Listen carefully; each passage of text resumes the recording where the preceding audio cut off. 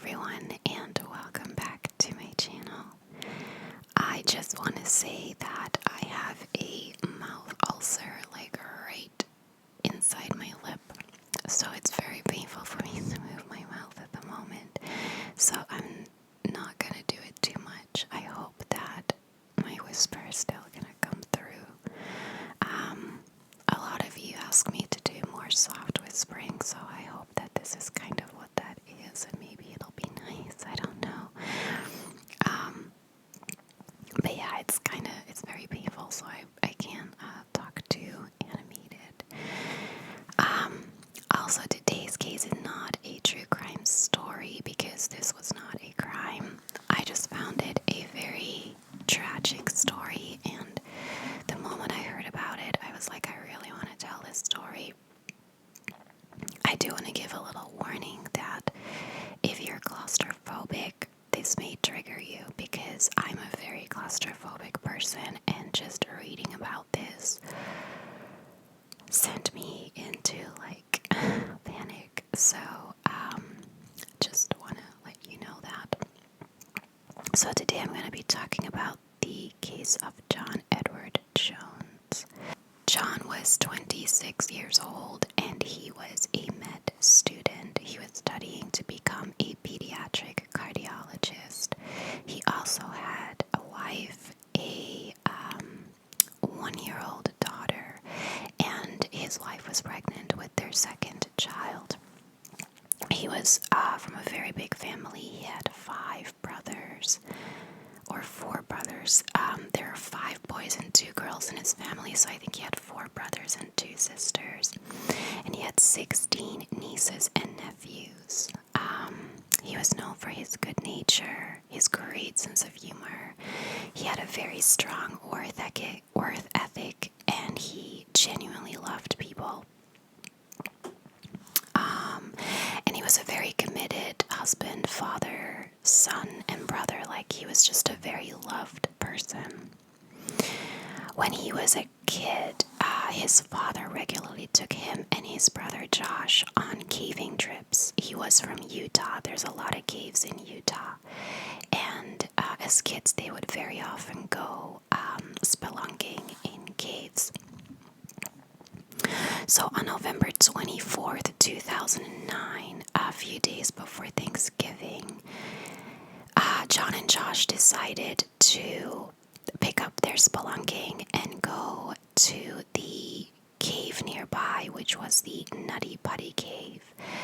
They hadn't actually done any spelunking since they were kids, so it had been years since they'd gone to do that. So I'll tell you a little bit about the Nutty Putty Cave. So it is a cave system located west of Utah Lake in Utah in the United States. It's a hydrothermal cave, and it was always very popular with cavers and Boy Scouts. A lot of kids and Boy Scouts went spelunking into that cave. They got over 25,000 visitors a year in that cave. But it was known to be quite a dangerous cave. 2 children on separate occasions had gotten stuck in it, and it had actually been closed from the public for about 5 years after the second child had gotten stuck. But eventually they reopened the cave, and it was still very popular with tourists.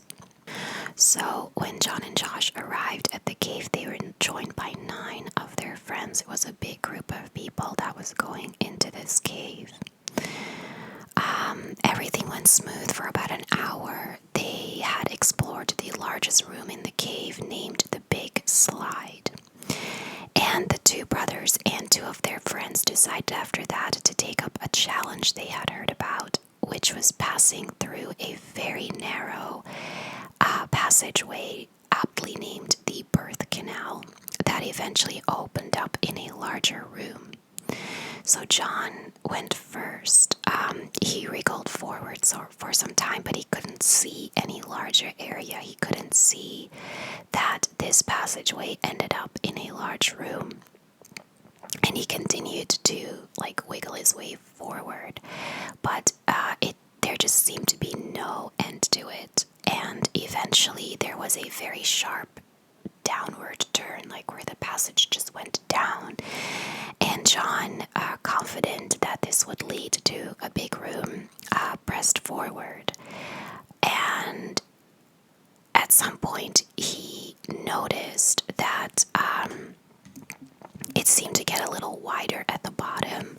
But at that stage, it was already too late, and he had actually taken the wrong turn. So 50 feet earlier, it's unclear because there are some conflicting sources on the internet, but he either entered the birth canal passageway and then accidentally turned into a place called the Scout Eater, which is a shorter passageway that's like a dead end. Or he missed the birth canal entirely and crawled into another passageway right next door to it called Ed's Push. Ed's Push does not lead to a larger room. It also doesn't lead anywhere. And he was 6 foot tall, weighed about 200 pounds. He was way too big for this passageway. John kept pushing through, but he couldn't continue. He had legit just gotten stuck, and he had also wriggled into that area that was pointing straight down, so he was pretty much upside down, his head down, his feet up, and he wasn't able to turn around because it was so narrow. He got stuck in an area that measured 10 by 18 inches, which is tiny. It is comparable to the opening of a front-loading washing machine. That's how big it is. And it wasn't a perfect circle. So there were tighter bits and wider bits, and he got stuck in the tightest bit of the opening. So he got trapped. He was more than 100 feet below the ground, and all he could do was wait and hope that he would get rescued. Josh, who was following him, was the first one to find John and saw pretty much just his feet. He saw that John had gotten stuck. He tried to pull him up, but only managed just a little bit. And as soon as he let go of his feet, John just slid right back down. He was stuck with one hand pinned underneath him and the other forced backwards. And Josh then decided to hurry as fast as he could back to the surface so that he could call for help. Mind you that it takes an hour to get back up to the surface, so they were just losing a lot of time. The first person to arrive was a woman named Susan, who was a local rescue volunteer. She immediately dropped everything she was doing when she received the message and rushed to the scene. She arrived sometime before midnight. It was now 3 hours since John had gotten stuck. And she went down there and she said, "Hi, John, my name is Susie. How's it going?" And he said, "Hi, Susie, thanks for coming, but I really, really want to get out." Within a few hours, tens and tens of rescuers arrived, and they just tried to come up with plan after plan. They discussed everything. They discussed lubing the walls of the cave to make it more slippery for him to get out of. And then they eventually decided on a rescue rope. They hung climbing cams on the side of the cave that they put the rope through. And then they would tie one of the ropes around John's legs, and the other people would pull up. They were also trying to drill some chunks of rocks away near John, but because the material was really hard, it was very difficult to do, and in over an hour they'd only managed to drill through a few inches of rock. And John's position also complicated things because he was trapped nearly upside down. Only his feet were visible to the rescuers, and the ceiling above them hung so low that they couldn't just pull him out because there wasn't enough space for them to pull him to. So eventually the system of climbing cams failed. They couldn't do it that way, so instead they tried to use a pulley system. That is also what they used to rescue the 2 kids who had gotten stuck. They used a pulley system each time, which worked to get them out. So they put bolts in the walls to pull like the ropes through. But it was difficult because the cave was so narrow. And there was a large team of rescuers, but only a few at a time could get into the cave because it was so small, and only one person at a time could get deep enough to get to John. And he was doing worse at this time. He had been stuck upside down for a long time. He was having difficulty breathing. His heart had to work twice as much to keep, because all the blood was going to his brain. It had to keep pumping to get blood to his other organs. And he was constantly going back and forth between a panicked state and a calm state. At one point, they brought a 2-way radio in to allow him to speak with his wife on the ground. She had, at this point, had gotten like to the entrance of the cave, and they were both panicked and both trying to comfort each other at the same time. He had been trapped upside down now for 19 hours. Eventually, the rescuers finished installing the pulley system and they started pulling John up. They worked in an 8-man tandem, all tugging as one. John, at some times, though, was in such great pain that they had to take pauses. But each time they pulled, they managed to get John up a little bit more. After pulling him up the 3rd time, he was finally lifted high enough so that they could make eye contact with him. He looked tired, but he seemed fine otherwise, and the rescuer who was near him said, "How are you?" And he said, "It sucks, I'm upside down. I can't believe I'm upside down, and my legs are killing me." But he had a smile on his face. And then they had another rest, and they decided to try and pull him all the way up, like he was almost all the way out. But when they went to pull him up for the 4th time, something happened. The entire team fell backward as the rope suddenly went loose in their hands. So the key bolt, like that they were pulling the rope through, the nearest one to John had broken out of the wall, and it had actually hit the rescue worker that was near him straight in the face, and he passed out for a little bit. He eventually came to, and all he could see was dust. Once the dust settled, he realized that John had slid all the way down again, and it seemed that he had slid down even deeper than he was before. Now, they had to swap out the rescuer because he had obviously passed out. So this took like another hour, getting the rescuer back up and getting a new one back down. And when the next rescuer came down, he realized that John's breathing was much more shallow than before, and that he was really struggling to stay alive. He called for John, but he received no response. And he tried to lower himself into the crevice to tie the rope around John's waist to try and pull him out again. But he ended up getting stuck himself. He wiggled himself free. He drilled a new hole to get like a new bolt in. And eventually he was so exhausted that he had to be replaced by yet another rescuer.